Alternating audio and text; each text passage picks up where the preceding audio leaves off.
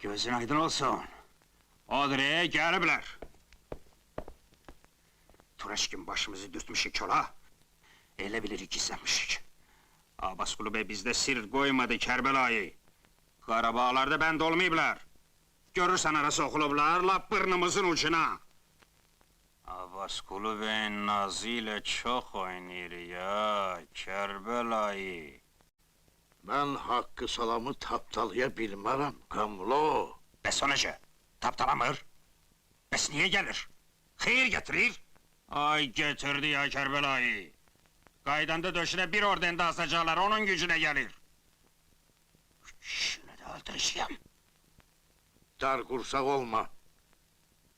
Qoy görək niyə gəliblər. Nə deyirlər? Çıx gör nə istəyirlər.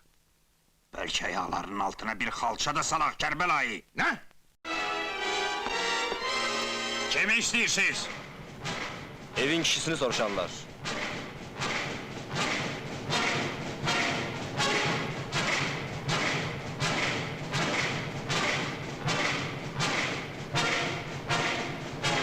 O sizi görmek istemiyor.